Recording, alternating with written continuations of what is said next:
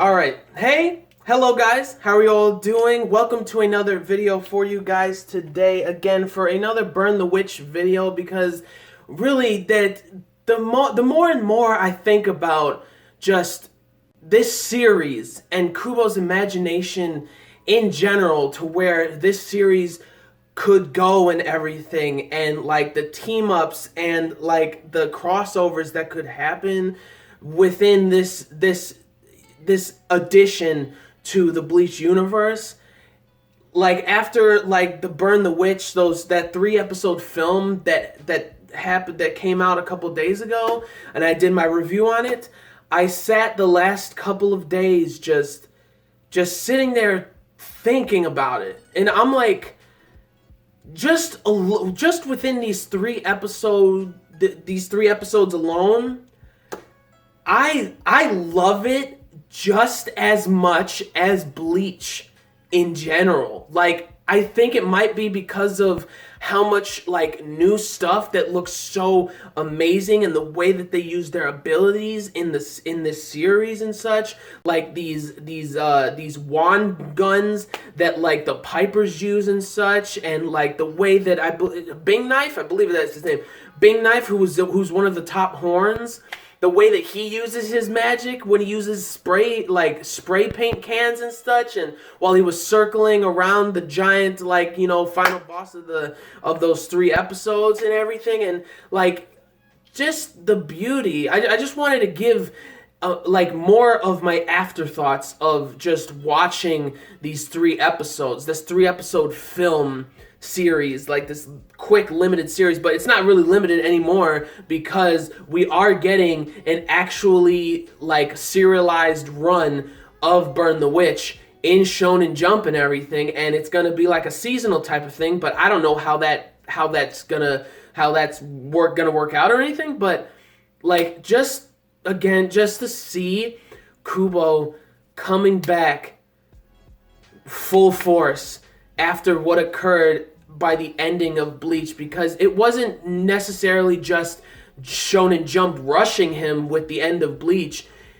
He was actually ill, which I had no idea about. Like, he was actually sick during that time, and he just like oh my gosh, and then he recuperated and then gave that one shot of Burn the Witch, and it was a big hit, and then he made 4 more chapters of Burn the Witch, and then this anime limited run 3-episode film is thrown into Crunchyroll and such. Like, Crunchyroll releases it, and like it's such a beautiful story with like these 2 women who are somewhat opposites and everything, and like everything about it is so good. Like, the way that they use magic, I love it how they say it in English. Like, Noelle's like, magic number 75 Gatling crown, which looks so cool. The way that they used a magic grappling hook with their wands and everything looks so amazing and such. And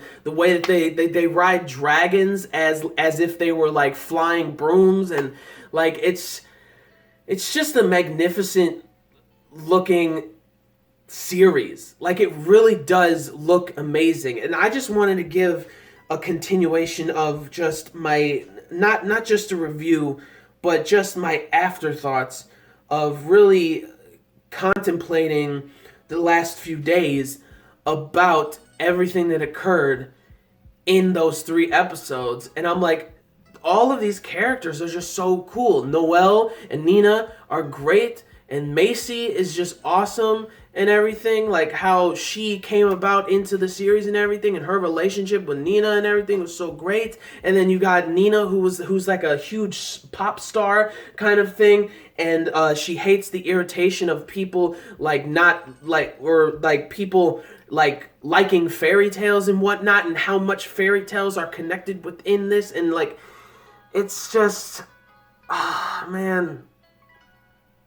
It's just, I don't, it's been a while since I really felt like this.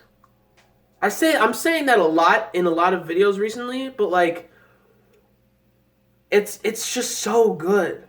Like, in terms of like the top 3 that were like the big 3 back in the day, One Piece, Bleach, and Naruto and everything, like, man, Kubo made such a great story and everything, and his art was just out of bounds. It completely wiped the floor with One Piece and Naruto for me. Like, the artwork and such, that's pretty crazy, and the story itself was just solid. I loved everything about the story. I liked it.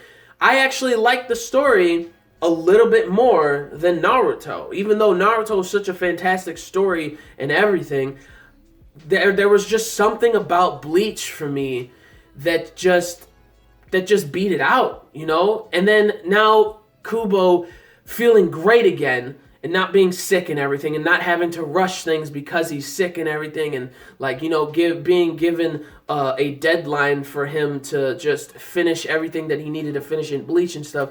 Not having that for Burn the Witch and just watching Burn the Witch and everything. And again, just the abilities in general, like this thing called stealth scale that some of these dragons are able to use, like it was so cool.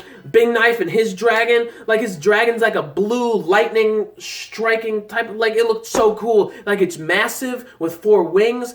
Do you get even bigger dragons when you go up the hierarchy or the ladder of the West Branch of the Soul Society? Because there's like Pipers, like Noelle and Nina.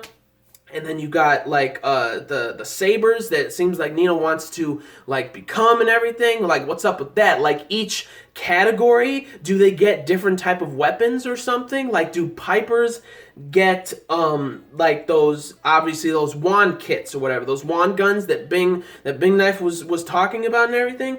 Do they get those? And then when they become sabers, they are given an actual saber, like an actual sword or something that has like magic abilities that you're able to, like, you know, fling like magic like attacks and defenses with a sword or something.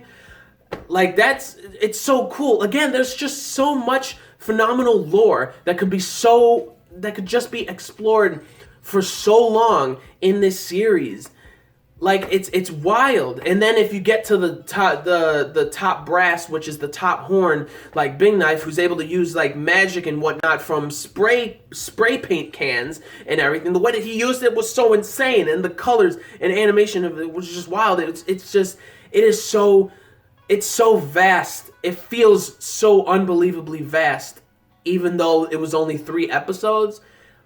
Like, it feels like it's infinite. It feels like it's so vast in terms of a possible long run like storyline with Burn the Witch, with Noelle, with Nina, with Balgo, with Macy, with Big Knife, with all the other top horns and everything. Like, and even like Noelle and Nina's like chief, like their commander or whatever, who's supposedly the son of a hero or something like that. So that's exciting to listen to think about and everything. There's just so much to think about in this possible long-running series. Like, it's so much fun to think about, and I'm so unbelievably hyped and excited. And I think that something that would have made me lose my mind even more so in these 3 episodes, it's already a 10 out of 10 for me, or even you can even say an 11 out of 10 for me when watching these 3 episodes, this 3-episode film and whatnot.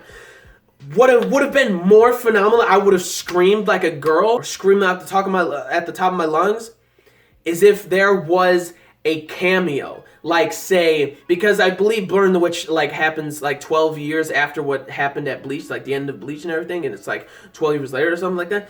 But think about this, right?